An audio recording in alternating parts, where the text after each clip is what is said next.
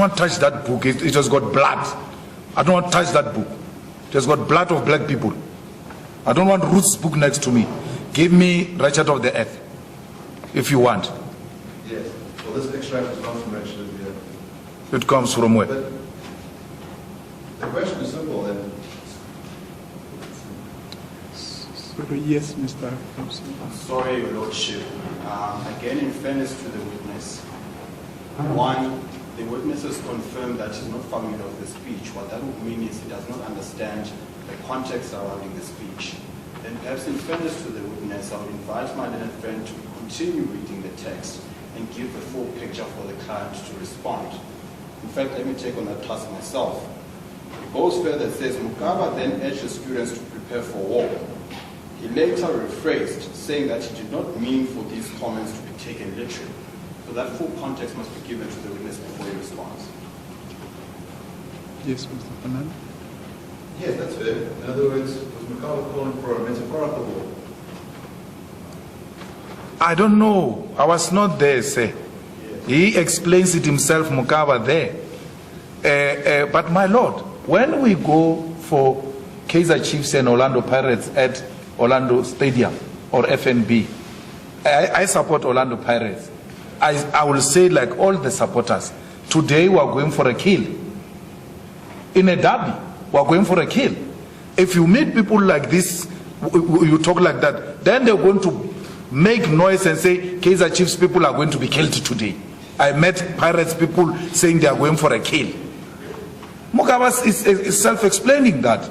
He says, I'm not meaning this in a literal sense. We have actually discovered a video of Peter where he explains this, kill the boer, kill the farmer, and I hope our legal team will play it so that Peter can speak for himself from the grave on what he meant by this song. Yes, well, we will see that video. I'm putting to you a version that he gave contemporaneously at the time. And the version there, you can say whether you denounce that version or not. I will never denounce Peter Mugaba, Yes. not in his grave. It will be an African to denounce the dead. Would you denounce the content of his thoughts, not him? Come again? Would you denounce the content of what he said, but not him? I don't know if that is the real thing. You know, I told you, my brother, I've got a problem with Ruth's book. Yes. Because Ruth is not a known scholar. He's a known racist. He's not known for books. It's an amazing approach that you have towards scholarship. This book has 1,000 notes in it. 1,000? Has 1,000 footnotes in it. In other words, the allegations that are made in the book are backed up with 1,000 external sources. And your approach is, I'm not even going to look at the book because I'm going to deem Mr. Roots a racist. No, I see what Mr. Roots did. Mr. Roots is using innocent white people who are genuinely scared because of the levels of crime in this country to scare them through selling that book. That this is what is happening, kill the boy, you're going to die, buy the book and read it, this is how it's going to happen. That's how they survived. That's how they make money. So you are here to promote Ruth's book at my Lord's expense. The courts are too busy. They should be dealing with serious matters, not this type of books where people are perpetuating hatred. How do you sit and choose such a book? Ruth is not a known scholar, man. No, this is what's astounding. He has got no claim on any intellectual contribution in this country or any contribution to a geography of knowledge. He himself knows that. What's astounding is that the book contains enormous detail, graphs about the frequency of farm murders, detailed accounts about how people have been tortured to death on farms. I've read some of that evidence to you, some of it has been to the evidence court. And your claim is that it's wasting the court's time. Now, that strikes me so sinister, that exposing hatred, exposing murders, revealing the evidence of these tortures, of these killings, You want to describe that as a waste of all these resources. He's pushing a racist narrative, my brother. He's creating a non-existing reality in that book of his. And I'm not interested in his book. Gaslighting. This is the gaslighting that you use to public. So your behavior is such that you accuse groups of people based on their race of crimes. You say, I'm not being racist. You then accuse someone who is exposing farm murders and torture of being a racist.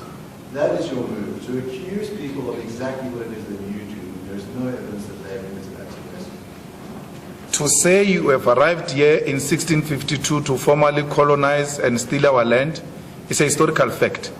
To say that you are passing and you are using South Africa as a refreshment station is a historical fact. So there's nothing to say that kill the boer, kill the farmer was sang in the struggle. It's a revolutionary song. It's a fact. Whether it can be sang now or not is for this court to decide. But I'm only putting to you historical facts. A thief is a thief.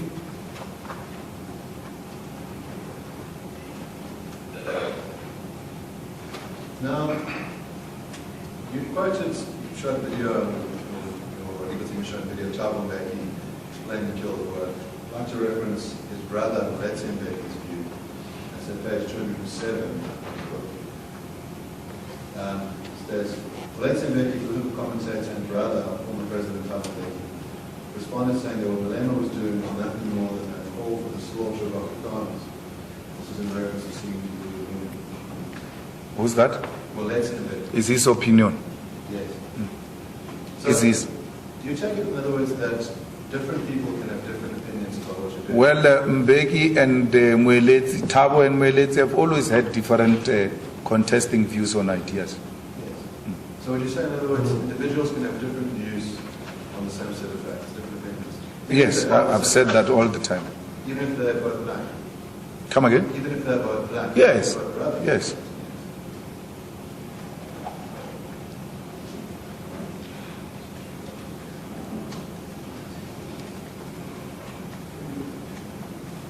Child.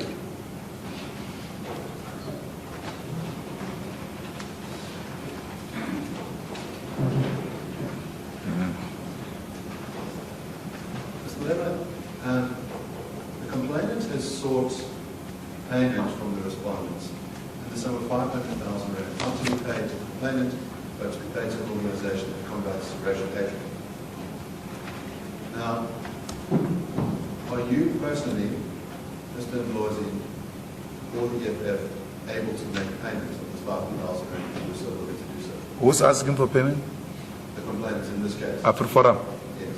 Payment made not to AfriForum, but to an organization that combats racial hatred of 500,000 rand. And I'm asking whether you personally, whether you cited as a respondent personally, as is Mr. Nkosi, as is the party itself. So separately are those different parties able to make payments and so ordered of 500,000. Each 500. It's joint and separate. Okay. Tell them to pay reparations first. Then we can consider paying that. We have no money to pay. They must pay reparations first. Then we can enter into that debate. Right. And our reparation is nothing less than $5 trillion. That's what you owe us. You're asking money from people you stole from. You steal from people and still go and ask money from. You are the ones who are owing us. You have eaten a lot from our land, from our minerals.